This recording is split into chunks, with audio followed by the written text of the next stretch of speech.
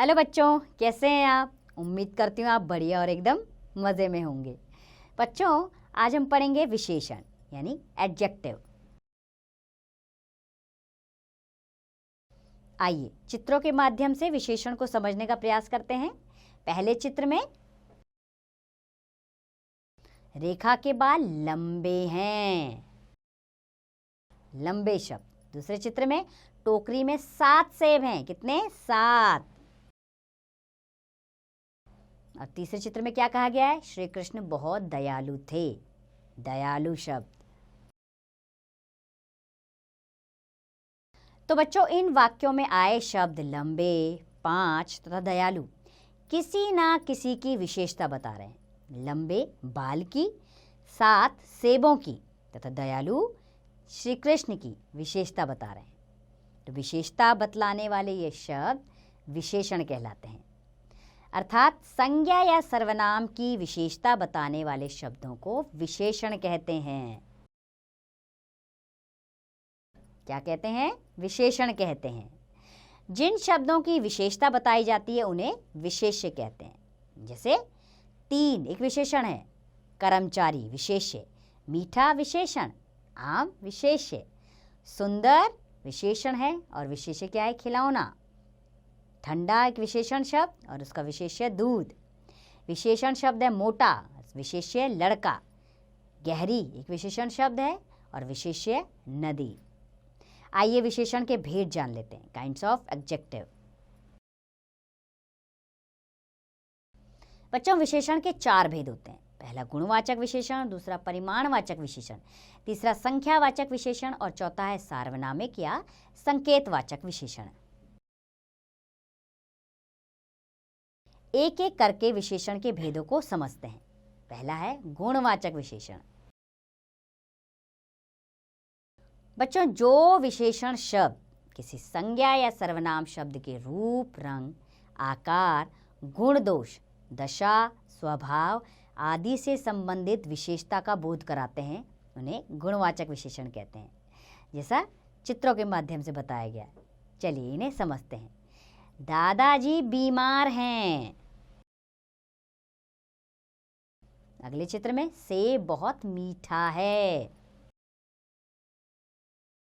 और तीसरे चित्र में भारत एक विशाल देश है। तो बच्चों, इन वाक्यों में बीमार, मीठा और विशाल क्रमशः दादाजी, सेब और भारत की विशेषता बता रहे हैं। इन शब्दों से गुण दोष और अवस्था के बारे में पता चलने के कारण इन्हें गुणवाचक विशेषण कहते हैं। आइए कुछ गुणवाचक विशेषणों को जान लेते हैं। गुण बताने वाले शब्द जैसे अच्छा, बुद्धिमान, सच्चा, दयालु, ईमानदार आदि। दोष बताने वाले शब्द कौन से होते हैं? बुरा, झूठ, लालची, मूर्ख, क्रूर आदि। और रूप रंग बताने वाले शब्द हरा, नीला, काला, गोरा, सुंदर, कुरूप आदि।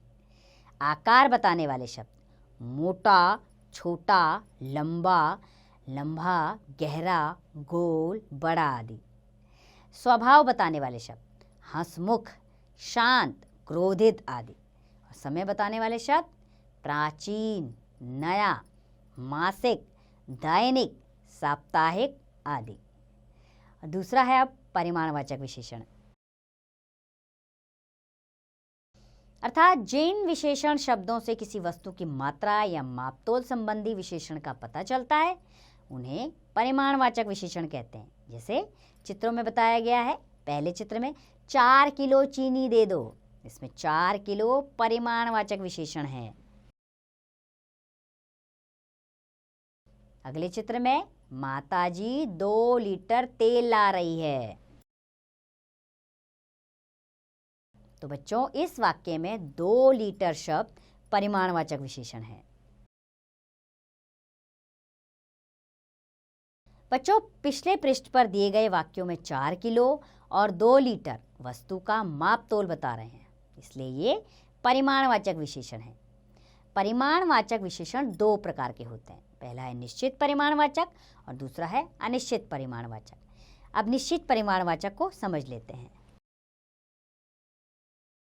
जिन विशेषण शब्दों से वस्तुओं की निश्चित मात्रा का बोध हो उन्हें निश्चित परिमाणवाचक विशेषण कहते हैं। जैसे 2 मीटर कपड़ा, 3 लीटर दूध, हमें मात्रा का पता है कि कितना चाहिए, तो यह है निश्चित परिमाणवाचक विशेषण। अगला है अनिश्चित परिमाणवाचक, अर्थात जिन विशेषण शब्दों से वस्तुओं की निश्चित मात्रा का बोध ना हो उन्हें अनिश्चित परिमाणवाचक विशेषण कहते हैं। जैसे कुछ कपड़ा दो, कुछ कितना, 1, 2, 3 मीटर, नहीं पता। थोड़ा पानी लाओ, अर्थात थोड़ा कितना, 1 लीटर, 2 लीटर, आधा लीटर, तो हमें मात्रा का पता ही नहीं है, तो यह है अनिश्चित परिमाणवाचक विशेषण। तीसरा है संख्यावाचक विशेषण। जो विशेषण शब्द संज्ञा या सर्वनाम शब्दों की संख्या या गिनती का बोध कराते हैं उन्हें संख्यावाचक विशेषण कहते हैं। जैसे चित्रों के माध्यम से समझते हैं, मेरे पास 2 खिलौने हैं, तो बच्चों इसमें 2 खिलौने, इसमें संख्या पता लग रही है 2, तो संख्यावाचक विशेषण। अगला है मेज पर कई पुस्तकें हैं। इस वाक्य में कई शब्द संख्यावाचक विशेषण है। तो बच्चों संख्यावाचक विशेषण भी 2 प्रकार के होते हैं, निश्चित संख्यावाचक और अनिश्चित संख्यावाचक। पहले समझते हैं निश्चित संख्यावाचक क्या है। अर्थात जो विशेषण शब्द संज्ञा या सर्वनाम की निश्चित संख्या की जानकारी देते हैं उन्हें निश्चित संख्यावाचक विशेषण कहते हैं। जैसे 2 आम, कितने आम, 2, निश्चित संख्या पता है हमें, 2 चाहिए।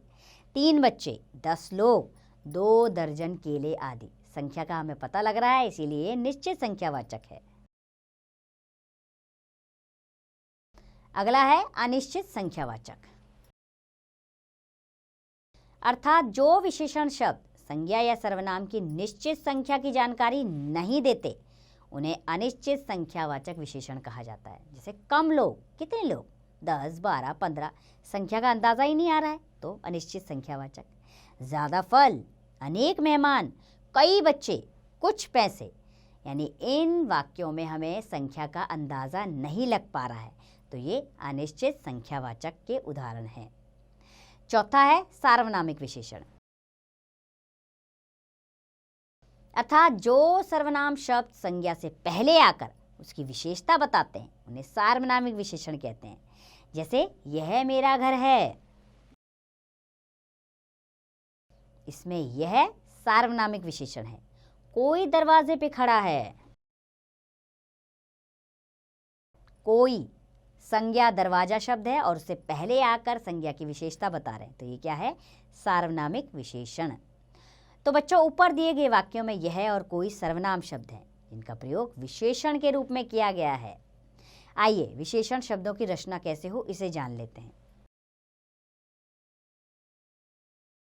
कुछ विशेषण मूल रूप से ही विशेषण होते हैं, परंतु कुछ संज्ञा, सर्वनाम और क्रिया शब्दों में कुछ शब्दांश जोड़कर बनाए जाते हैं। आइए कैसे बनते हैं देखते हैं। संज्ञा से विशेषण बनाना, किस तरह बनते हैं संज्ञा से विशेषण शब्द। प्यास एक संज्ञा शब्द है, इससे विशेषण बना प्यासा। आदर संज्ञा शब्द, आदरणीय विशेषण। वर्ष से वार्षिक बना बाहर से बाहरी, शहर से शहरी। सच एक संज्ञा शब्द, विशेषण बना सच्चा। मास से मासिक, रस से रसीला। विदेश से विदेशी, चमक से चमकीला। पूजा से पूजनीय, राष्ट्र से राष्ट्रीय विशेषण शब्द बना। सर्वनाम से विशेषण बनाना, मैं एक सर्वनाम शब्द है, इससे विशेषण शब्द बना मेरा। वह सर्वनाम है, विशेषण वैसा। जो से जैसा, तुम से तुम्हारा। कौन से कैसा, यह से ऐसा। अब जानते हैं क्रिया से विशेषण शब्द बनाना। जैसे लड़ना एक क्रिया शब्द है, इसका विशेषण शब्द बना लड़ाकू। सहना सहनीय। लिखना क्रिया शब्द, विशेषण शब्द लिखित। पढ़ना पढ़ाकू। खेल भी क्रिया शब्द, विशेषण शब्द बना खिलाड़ी। तैरना तैराक। बनाना बनावटी। दिखना दिखावटी। टिकाना टिकाऊ। कमाना कमाऊ। उम्मीद करती हूँ बच्चों विशेषण और उसके भेद आपको अच्छे से समझ आए होंगे। अब आप इसका अभ्यास कार्य स्वयं कीजिए।